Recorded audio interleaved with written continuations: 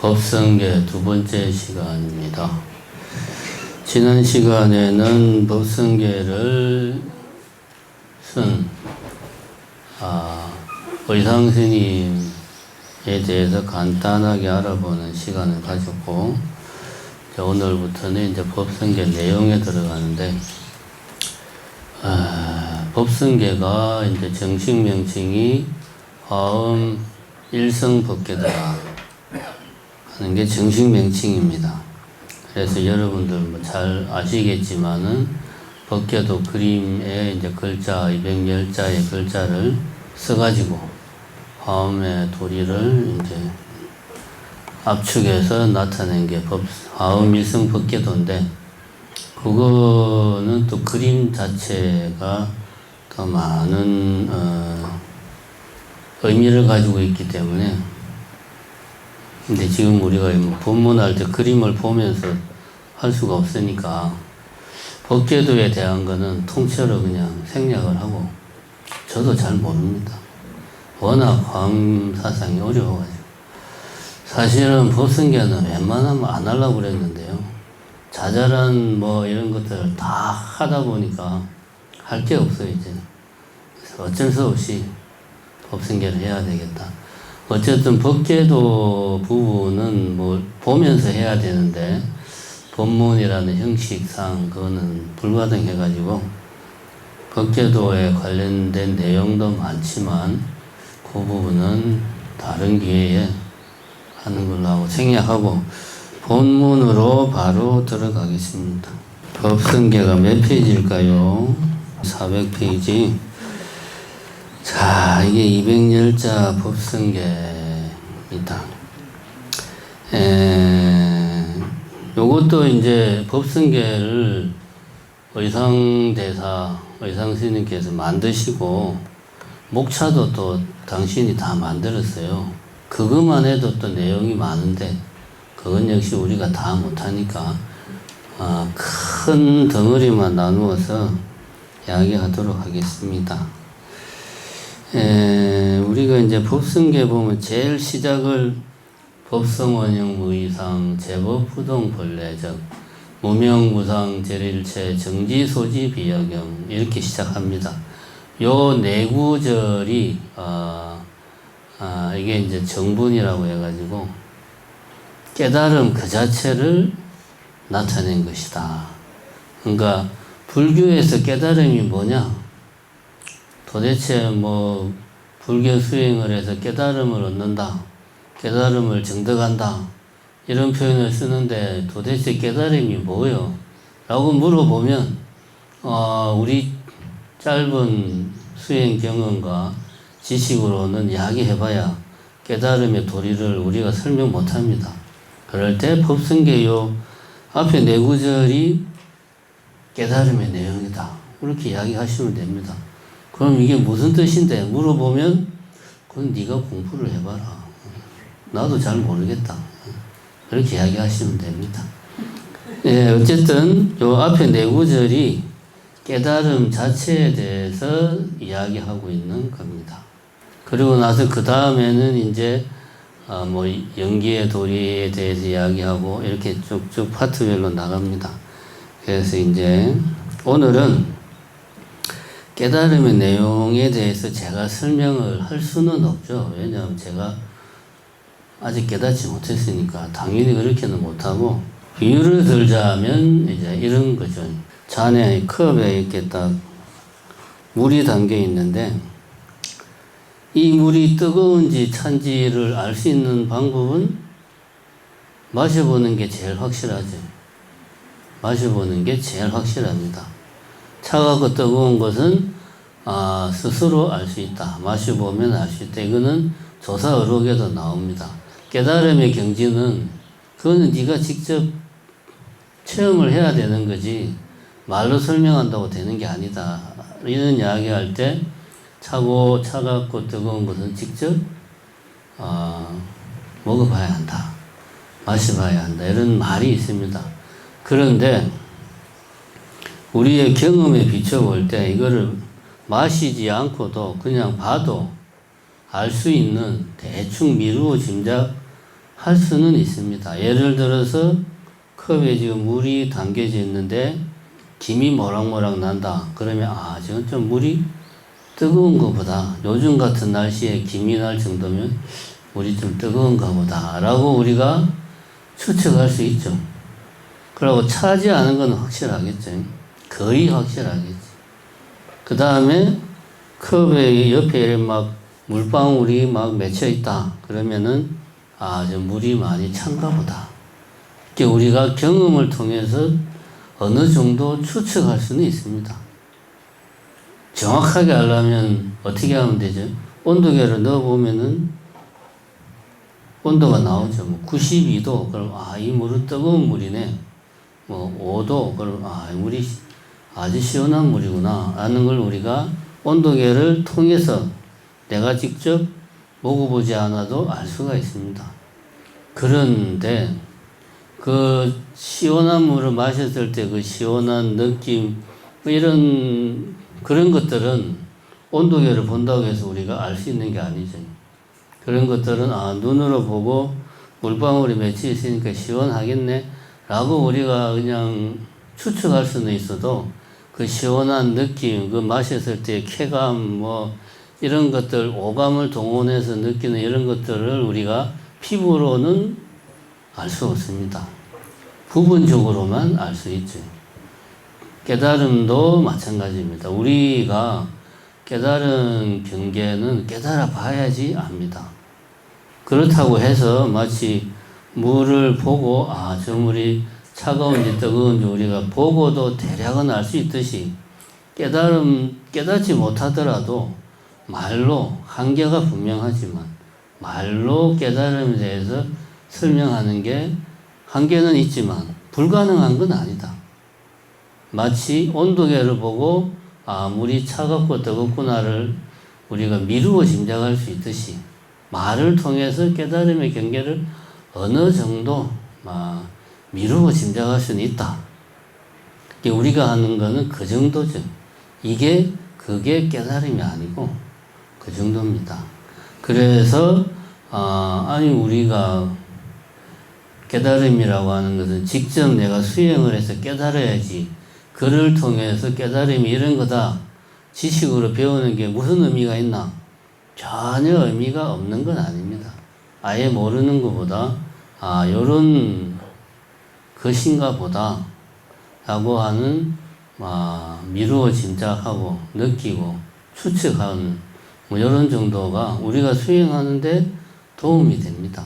물론 해도 되겠지만 도움이 됩니다. 그래서 이런 깨달음 자체를 이야기한 것을 우리가 글을 통해서 추측해보는 우리 중생 본부의 생각으로 추측해보는 것도 아주 필요 없는 일은 아니다 하는 이야기를 먼저 하고요. 여기 이제 해석한 부분이 있습니다. 법성 원용 의상 여기 나온 거는 이거는 이제 어느 해석본을 쓴 건지는 모르겠는데 해석이 좀 의역이 좀 돼 있어요. 그래가지고 공신력 있는 해석을 제가 찾아왔습니다. 부비스님의 해석을 보면 법성 원용 의상 법과 성이 원용하여 두 가지 모양이 없으니 제법 부동 벌레죠. 모든 법은 움직이지 아니하여 벌레부터 고유하네.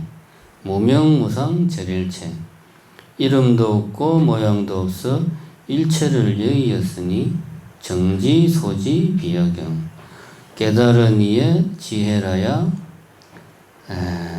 알바요 그 밖의 경계가 아니다. 요거는 무비스님이 번역한 겁니다. 무슨 말인가 하면 법성 원용 의상 법의 성품은 다시 말하면 법의 본질 법의 근본 이런 거죠. 법의 핵심 법의 핵심은 원흉하다. 원흉해서 원흉하다는 말은 원만하고 이 융자는 녹을 융자입니다. 우리가 융해한다 그런 말 쓰잖아요. 녹을 융자. 원만하고 다 녹인다, 그지? 여러 가지가 있는데, 예를 들면, 금으로 뭔가를 만들 때 보면 기존에 있던 금들, 금목걸이, 금반지, 뭐 금리빨, 뭐 심지어 컴퓨터 기판에 그 쓰는 금쪼가리 이런 것들을 다 불에 그냥 다 녹이면 그냥 하나의 금물이 됩니다. 그냥 구별이 없습니다. 다 똑같은 하나의 모양. 녹이면 그렇게 되죠. 이 원흉하다라는 말은 원만하여 다르지 않다. 다른 모양이 없다. 한 모양이다. 그래서 국어사전에 보면 원흉하다라는 말은 모든 이치가 하나로 융화되어서 구별이 없다. 구별이 없다라는 말이죠. 모든 것이 하나로 다 녹아서 구별이 없다. 그런 뜻입니다. 법의 본성은 원흉하여 구별이 없어서 무 이상 두 가지 모양이 아니다. 제법 부동 벌레죠. 모든 법은 제법은 부동 움직이지 아니해서 본래부터 고요하다. 무명무상 절일체 이름도 없고 무명 무상 모양도 없어서 절일체 일체를 절 떠났다. 뭐 여위였다. 그런 말이죠. 여기까지는 뭐 그냥 보면 대충 해석은 되는데 저 마지막 문장이 해석이 좀 애매합니다. 그래서 이 책에서는 의역을 많이 해가지고 좀 많이 의역을 했어요. 있는 그대로 해석을 하면 정지, 정득한 지혜 라야지만이 정득한 지혜로서 소지, 그 아는 바, 정득한 지혜만이 소지 아는 바다. 무엇이 법의 성품이, 그러니까 법성은 정득한 지혜로만 알 수 있다. 그 말이죠. 정지소지. 그 밖에 나머지 경계는 아니다. 여는 나머지 여자지. 나머지 경계가 아니다. 이게 아예 의상스님이 명시를 한 겁니다. 깨달음의 경지라고 하는 것은 깨달아야지 알 수 있는 거야. 라고 그걸 또 말로 또 이렇게 다시 한번 더 확인사살을 하고 있습니다. 자, 그러면은 이 내용에 대해서 우리가 보는데 오늘 다 하지는 못하고 제일 첫 번째 글자가 법자로 시작을 합니다. 법자. 법. 왜 법성계는 법자로 시작을 할까? 여러분들 절에 오래 다니신 분들, 특히 정심사 오래 다니신 분들은 사시협을 할 때마다 신중단 되고 법성계를 하고 법성계는 꿈에서도 다 외우고 그럴 건데 뭐 말인지 모르고 했죠. 예, 저도 모르고 했습니다. 그러니까 뭐 이렇게 뭐 부끄럽게 생각할 거 없습니다. 그런데 우리가 이런 의문을 가질 필요가 있습니다. 왜 법성계는 법이라는 글자로 시작을 할까? 한번 생각을 해볼 필요가 있습니다. 왜 법이라는 글자로 시작을 할까? 그 다음에 왜 법이 아니고 법성일까? 성이라는 것은 어떤 자성, 성품, 본성, 본질, 뭐 법이라고 말할 수 있는 모든 것들에 다 공통되는 법만의 특징. 뭐 예를 들면은 뭐 시계의 성품, 시계의 본성은 시간을 알려주는 거다. 이거는 요렇게 생긴 시계, 손목시계, 전자시계, 뭐 밥을 주는 시계, 오래된 시계, 낡은 시계, 그 모든 시계의 공통된 특징은 시간을 알려주는 거다. 시간을 알려주는 건 그건 시계예요. 해시계도 시계고, 그죠? 물시계도 시계고, 꼭 이렇게 뭐 태엽으로 가는 시계만 시계가 아닙니다. 시간만 알려주면 그건 시계예요. 이것을 우리는 시계의 뭐라고 그러죠? 시계의 본질, 시계의 본성, 시계의 성품이라는 말은 안 쓰죠. 시계의 성품 이런 말 씁니까? 그래서 사실 이제 번역이 법의 성품이 한결같다 이런 말은 우리로 하여금 헷갈리게 하는 거지. 현대적인 말로 하면 법의 특징, 뭐 법의 본질, 법의 본성 그런 겁니다. 법이라고 할 수 있는 그 모든 것들이 가지고 있는 공통된 것, 그게 뭐냐? 마치 시계라고 하는 것은 시간을 알려주는 거다. 해시계든 물시계든 전자시계든 뭐 오래된 시계든 벽시계든 손목시계든 낡은 시계든 틀린 시계든 뭐 하여튼 고장난 시계든 이제 성이라는 말은 그런 말입니다. 여기서 왜 그러면 법이라는 것은 이러이러한 거다라고 말하지 않고 법성은 원흉하다라고 첫 구절에 이야기를 했을까? 이런 의문을 우리가 두 번째로 가져볼 필요가 있습니다. 그럼 먼저 이제 법이라고 하는 게 뭐냐? 법이라고 하는 거는 그 이야기를 하기 전에 왜 그 처음에 그 이야기 하기로 했지? 왜 처음에 법 이야기를 하느냐? 요거에 대해서 우리가 짚고 넘어가야 그 다음부터 진행이 됩니다. 안 그러면은 그냥 지식으로서만 우리가 법성계를 공부하는 거예요. 그냥 공부하는 겁니다. 왜 법으로부터 시작하는가? 만약에 우리가 여기 나오신 분들이나 관심 있는 분들이 법성계를 공부를 한번 해봐야 되겠다. 관심 있는 분들이 어떤 말하자면 종교적인 감성의 충족. 무슨 말이냐 하면 저는 절에 나와서 법당에서 예불 드리고 할 때 보면은 그냥 뭔가 좀 감동을 받고 뭔가 숭고하고 뭔가 어떤 신성한 그런 어떤 감정에 탁 빠져가지고 그런 시간이 참 저한테는 소중하고 귀중한 시간입니다. 우리 대부분 다 그렇게 느낍니다. 집에서는 그런 감정을 느끼고 싶어도 쉽지가 않죠. 이런 거는 절에 와서, 절이 아니라 교회도 마찬가지입니다. 교회는 좀 그런가. 성당 같은 경우에, 성당에 가면, 뭐, 가톨릭에 대해서 잘 모르더라도 건물 자체가 뭔가 모르게 감동을 준단 말입니다.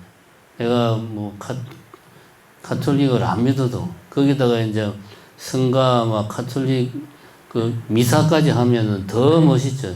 감동적이고, 뭔가 내 안에서 좀 신성한 느낌, 숭고한 종교적인 어떤 열정이 생기는 거죠. 이런 게 이제 모든 종교는 신성성을 추구합니다. 종교는 대중화하는데 한계가 있어요. 아무리 우리 종교를 대중화한다고 예를 들어 요즘 유행하는 뭐 힙한 불교다, 뭐 힙한 불교, 막 스님이 랩을 해서 하는 거는 필요는 한데 한계가 있어요. 그런 행동들은 종교의 신성함을 깨트리는 거예요. 아무리 부처님을 대중화한다고 해가지고 부처님이 막 나이트 가서 춤추고 승복 입고 그냥 이러는 것들은 종교가 가지는 중요한 특징 중에 하나가 신성함이고 숭고함인데 이거하고 정면으로 배치가 됩니다. 어느 정도까지는 허용이 되는데 한계를 넘어서면 안 돼요. 같은 맥락입니다. 종교적 감성의 충족이라는 건 그런 거예요. 절에 나와서 기도하고 예불하고 하면 그냥 마음이 편안해지고 나도 모르게 뭔가 내 마음속에 꽉 차는 것 같다. 이런 것 때문에 내가 절에 다니고 불교 신자가 되고 불교를 공부한다. 그러면은 굳이 법성계 내용 몰라도 됩니다. 그죠? 이 어려운 내용 모른다고 해서 내가 종교적 감흥이 안 생깁니까? 아니죠. 생기죠. 올 때마다 정심사 부처님 볼 때마다 마음속에서 감동이 막 일어납니다. 이런 거 몰라도 돼요. 두 번째로 불교가 요즘 그런 말 많이 합니다. 힐링에 불교가 큰 역할을 한다고. 우리가 이 사회생활 하다 보면은 화나고 뭐 짜증나고 슬프고 괴롭고 불안하고 두렵고 이런 감정들은 나에게 고통을 줘요. 우리는 이런 걸 이제 번뇌라고 그런단 말이에요. 이런 마음들이 너무 힘들기 때문에 불교에서 이야기하는 부처님이 말하는 그런 수행으로 좀 내 마음을 좀 다스리고 싶어. 그래서 좀 내 마음이 좀 편안했으면 좋겠어. 이런 생각으로 불교를 공부하고 절에 다니면 또 굳이 법성계 같이 어려운 봐도 뭔 소리인지 모르는 거 알 필요 없습니다. 이거 모른다고 해서 마음 다스리기 못하는 거 아니에요.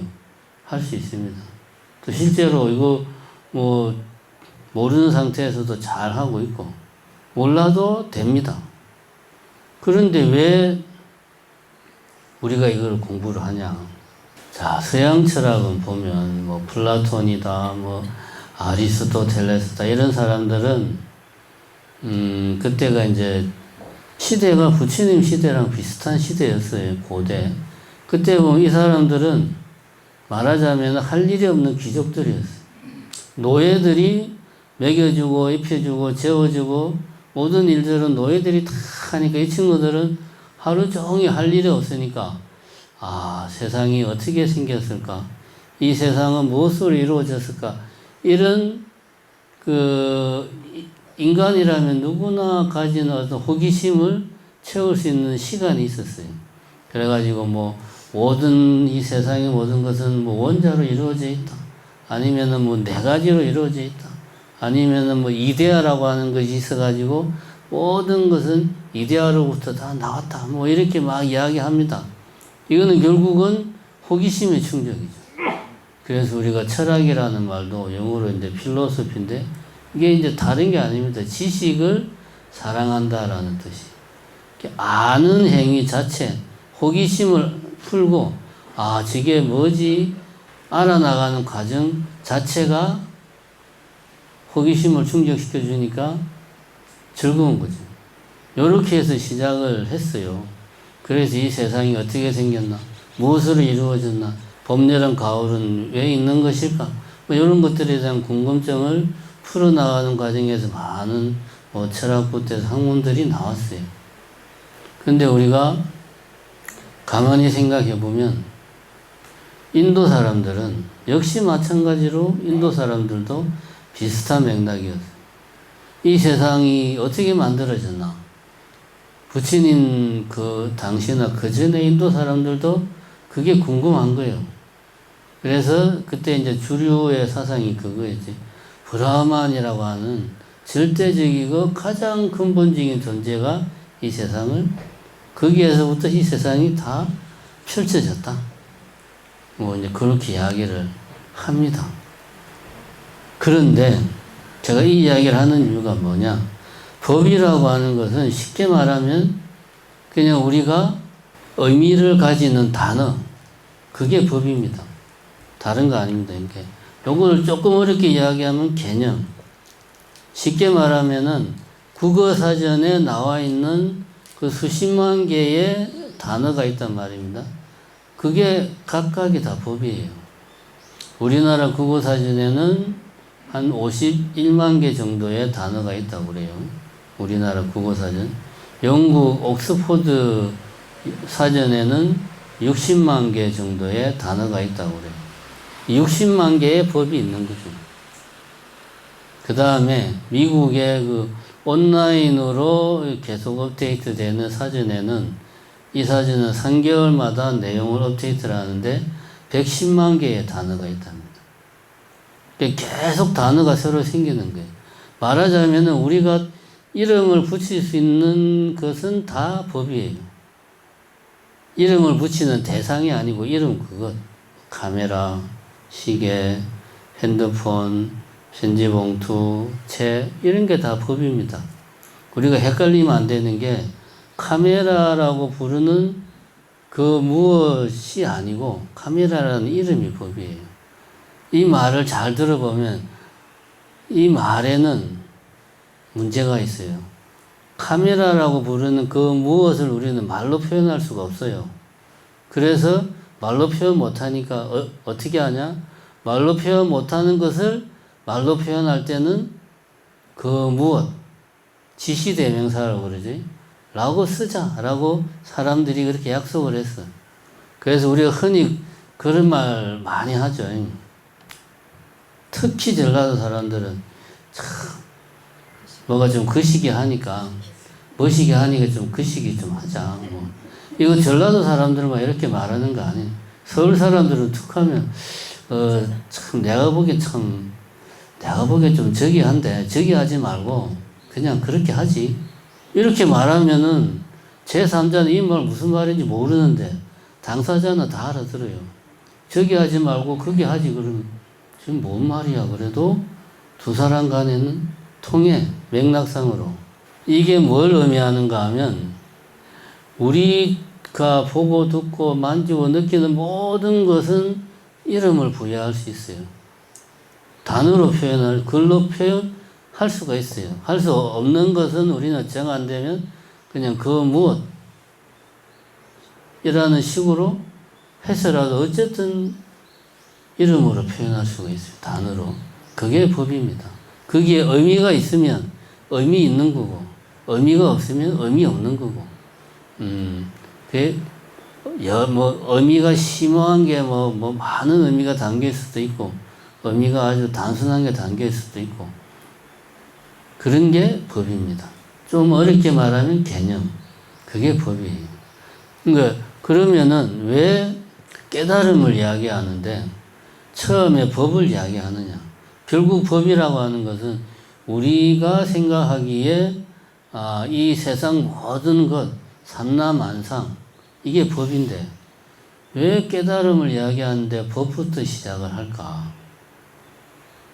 요 의문입니다. 그래서 제가 아까 이야기한 게 사람들은 궁금해했다. 이 세상이 어떻게 생겨 먹었는지. 그런데 부처님은 사람들이 뭘 몰라서 인생이 괴로운 거야 라고 생각을 한 겁니다. 예를 들면 왜 사람들은 병들어 죽는 거지? 나는 죽기가 싫어. 죽는 건 괴로워, 두려워. 이런 생각이 나를 괴롭게 한다고요. 왜 죽는지를 모르니까, 죽음이 뭔지 모르니까 우리가 괴로워한다 라고 부처님은 생각을 한 거예요. 그래서 이 삼라만상이 어떻게 생겨 먹었는지를 정확하게 제대로 알면 우리의 고통이 사라질 것이다 라고 생각을 한 거예요. 서양의 고대 그리스의 철학자들은 호기심 때문에 세상이 어떻게 생겼나 막 연구를 했지만 부처님은 우리가 당면한 삶의 고통이 우리가 몰라서 이런 고통이 생기네? 뭘 몰라서? 세상 만물이 왜 이런가? 왜 이렇게 굴러가는가? 왜 이렇게 생겼는가를 우리가 몰라서 인생이 괴로운 거야. 이게 뭡니까? 불교적인 용어로 이게 무명이죠, 무명. 이게 무명입니다. 그래서 법성계가 제일 먼저 시작해 세상 만물 모든 것은 원흉하다 이런 이야기로 시작을 하는 겁니다. 그거 첫 번째 알아야 되고 두 번째 그럼 왜 각각의 법에 대해서 이야기하지 않고 법성, 법이라고 할 수 있는 모든 것들에 다 공통되는 특징, 핵심, 본질에 대해서 이야기하느냐. 우리가 법이라는 말은 제가 지금까지 이야기한 개념 이런 뜻만 있는 게 아니고 부처님의 가르침도 우리는 법이라고 그러죠. 원래는 거기서부터 시작을 하는 겁니다.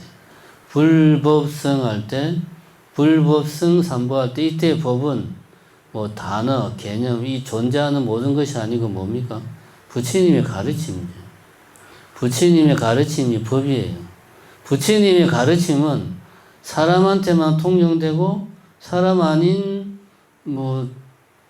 존재들에는 통용이 안 되고 내지는 귀족들한테만 통용되고 노예들한테는 통용 안 되고 그런 게 아니죠. 부처님의 가르침은 사람이건 사람이 아니건 유정물이건 무정물이건 존재하는 모든 것 우리가 생각하기에 존재하는 모든 것에는 부처님의 가르침이 보편적으로 다 적용이 됩니다. 그래야 돼요. 왜? 그게 진리니까. 부처님은 진리를 발견하신 분이니까 당연히 부처님의 가르침은 보편적인 진리예요. 보편적인 진리니까 일부 법에만 적용되는 게 아니고 모든 법에 적용이 되는 거예요. 그 모든 법에 적용되는 가장 공통적인 것, 모든 법에 적용되는 진리가 뭐냐? 이거를 부처님이 발견을 하신 거 아닙니까? 그래서 개개의 법을 이야기하지 않고 모든 법에 공통되는 것, 법의 본질이 뭐냐, 법의 특징이 뭐냐, 그거를 법성계에서 제일 먼저 시작을 합니다. 우리가 그러면 여기서는 법성이라는 말을 쓰는데 모든 법 그러면 한문으로 쓰면 제법이 되죠.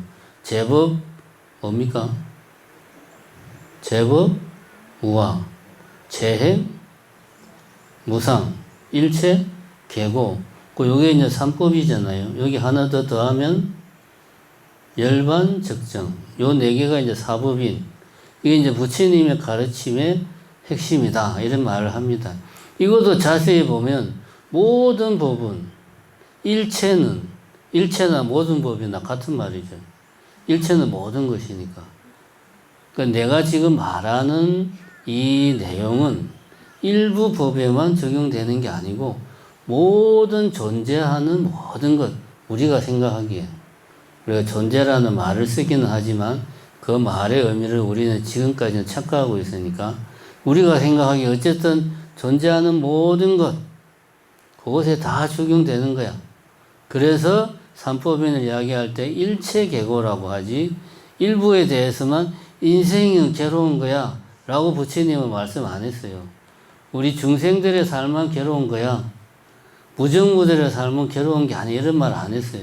일체는 계고라고 그랬어요. 그죠?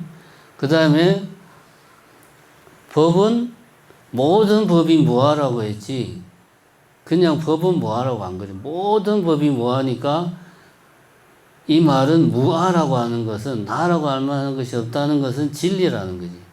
모든 존재하는 모든 것에 다 통용된다. 부처님이 수행을 통해서 이 세상 만물을 통찰해 보니까 모든 존재하는 것은 공하더라라는 걸 부처님이 수행을 통해서 발견하신 거예요. 그래서 제법 무아라고 이야기한 겁니다. 일체나 제법이나 같은 말이에요. 그럼 재행은, 법이라고 하는 것은 뭔가 이렇게 공간을 차지하는 느낌으로 이야기를 하는 거고, 이것이 시간적으로는 변화하잖아요. 움직이잖아요. 그래서 이걸 행이라고 표현하는 거예요. 행위. 그래서 재행이나 제법은 같은 겁니다. 다른 게 아니에요. 일체, 제법, 재행 다 같은 겁니다. 결국은 법성도 따지고 보면 모든 법에 통용되는 공통된 특징, 본질이 뭐냐 이 이야기니까 법성도 제법을 떠나서 이야기할 수 없는 거죠. 일체를 떠나서 이야기할 수 없는 겁니다. 부처님은 일부 영역에 적용되는, 우리 사람들의 삶에 적용되는, 생명에만 적용되는 법을 이야기하는, 진리를 이야기하는 게 아니고 모든 우리가 존재한다고 생각하는 모든 것에 통용되는 진리를 말씀하고 계시다. 그래서 시작이 법성으로 시작하는 겁니다. 정리하자면 이 세상이 어떻게 돌아가는가를 우리가 모른다면, 내지는 내가 사람 사는 거에 대해서는 다 통찰한 바가 있지만 사람이 아닌 존재에 대해서는 통찰한 바가 없다고 하면 우리는 근본적인 번뇌, 고통에서 벗어날 수가 없다 이거지. 그래서 부처님은 제법이 무아라는 걸 깨달아야, 모든 법이 무아라는 걸 깨달아야 열반적정의 상태로 이룰 수 있다. 번뇌에서 완전히 벗어날 수 있다. 재행이 무상함을 확실하게 깨달아야, 알아야 열반적정에 이룰 수 있다. 일체가 계고라는 것을 알아야 열반적정에 이룰 수 있다 라고 이야기하신 거예요. 그래서 법성으로 시작을 하는 겁니다. 법자 하나밖에 못했는데 오늘은 여기까지 하고, 초사흘날 어쨌든 칠성제일까지는 법성 원용무 이상 한 구절 할 수 있도록 한번 노력을 해봅시다. 네, 오늘은 여기까지 하겠습니다. 감사합니다.